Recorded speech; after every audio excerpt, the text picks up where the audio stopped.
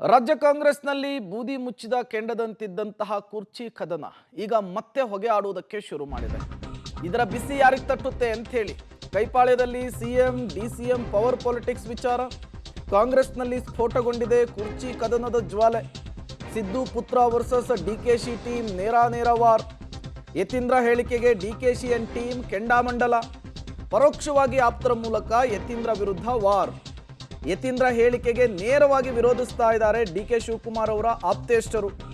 CM ಪುತ್ರನಿಗೊಂದು ನ್ಯಾಯ ನಮಗೊಂದು ನ್ಯಾಯನಾ ಅಂತೇಳಿ ಬಹಿರಂಗವಾಗಿ ಕೇಳ್ತಿದ್ದಾರೆ. ಡಿಸಿಎಂ ಡಿಕೆಶಿ ಆಪ್ತರ ಮಾತಿನಲ್ಲಿಯೇ ಆಕ್ರೋಶದ ನುಡಿ ಗೊತ್ತಾಗ್ತಾ ಇದೆ.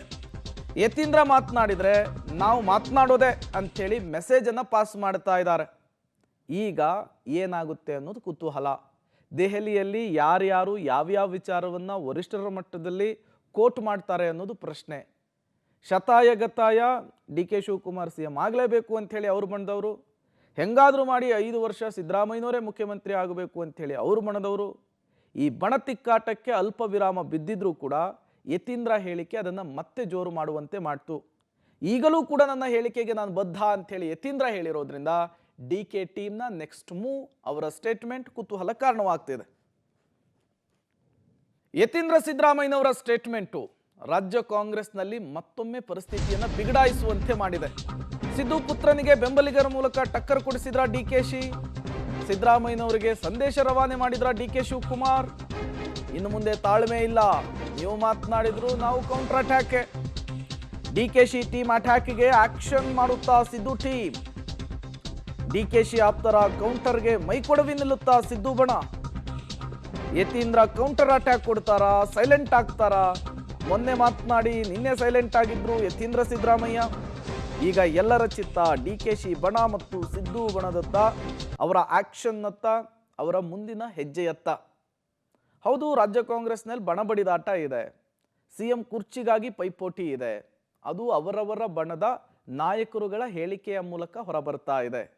ಬ್ರೇಕ್ಫಾಸ್ಟ್ ಮಾಡಿ ಏನೂ ಇಲ್ಲ, ನಾವಿಬ್ಬರೂ ಕೂಡ ಜೋಡೆತ್ತುಗಳು ಅಂಥೇಳಿ ಮತ್ತೆ ಕೈ ಎತ್ತಿದಂತಹ ಸಿದ್ದು ಮತ್ತು ಡಿ ಕೆ ಶಿವಕುಮಾರ್ ಅವರಿಗೆ ಈಗ ಯತೀಂದ್ರ ಅವರ ಸ್ಟೇಟ್ಮೆಂಟು ಹೊಸ ತಲೆನೋವನ್ನು ತಂದಿಟ್ಟಿದೆ.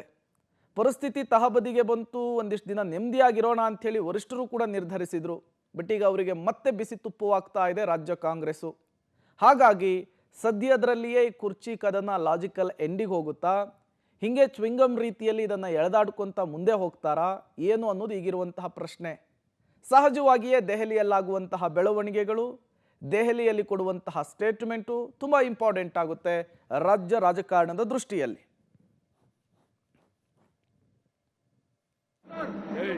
ಯಾರು ಕರೆದಿಲ್ಲ ಮಾಡಿಲ್ಲ ಸುಮ್ಮನೆ ನೀವು ಕೇಳ್ತಿರಲ್ಲ. ನಿಮ್ಗೆ ಹೇಳಿದಾರ ನೀವು ಹೇಳಿದಾರೇನ್ರಿ?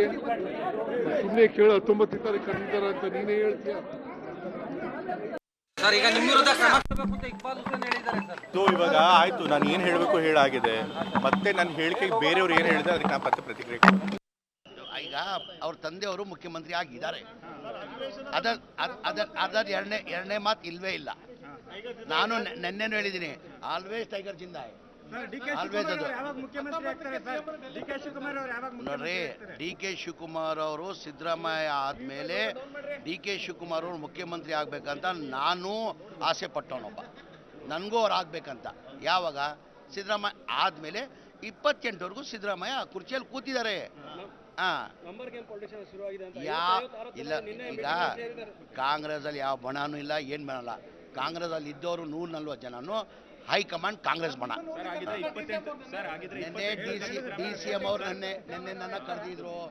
ನಾನು, ಕಂಬಳಿ ಗಣೇಶು, ನಾಗೇಂದ್ರ, ವೈದ್ಯ, ಶಿವಗಂಗಾ ಅವರು, ಆಸಿಫ್ ಸೇಠ್ ಅವರು ನಿನ್ನೆ ಎಲ್ಲೋ ನಮ್ಮ ಸ್ನೇಹಿತರ ಮನೆಗೆ ಊಟಕ್ಕೆ ಹೋಗ್ಬಿಟ್ಟಿದ್ರು. ಆ ಕಾರಣಕ್ಕೆ ಹೋಗೋಕ್ಕಾಗಲ್ಲ. ಡಿ ಸಿ ಎಂ ನಮ್ಮನ್ನೆಲ್ಲ ಇನ್ವೈಟ್ ಮಾಡಿದ್ರು.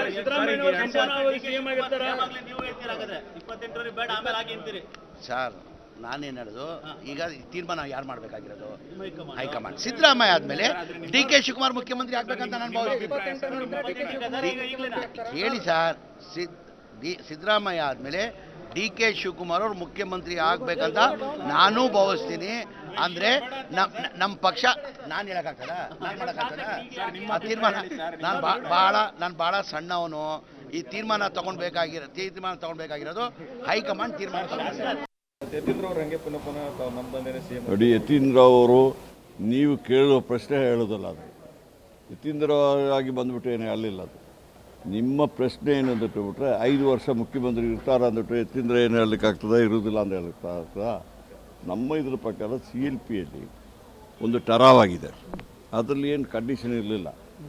ಆಗ ಚೀಫ್ ಮಿನಿಸ್ಟರ್ದು ಪೋಸ್ಟ್ ಈಗ ಖಾಲಿ ಇಲ್ಲದಿರುವಾಗ ಮತ್ತು ಟರಾವಾದಾಗ 5 ವರ್ಷ ಅಂದ್ಬಿಟ್ಟು ಅವ್ರು ಹೇಳ್ಬೇಕಲ್ಲ. ನಿಮ್ಮ ಪ್ರಶ್ನೆಗೆ ಅವ್ರು ಉತ್ತರ ಕೊಟ್ಟಿದ್ದಾರೆ ಹೊರತು ಅವರಾಗಿ ಬಂದೇನೆ ಹೇಳಲಿಲ್ಲ. ಪಾಪ ಅವ್ರ ಮೇಲೆ ಯಾಕೆ ನೀವು ಹಾಕ್ತೀರಾ?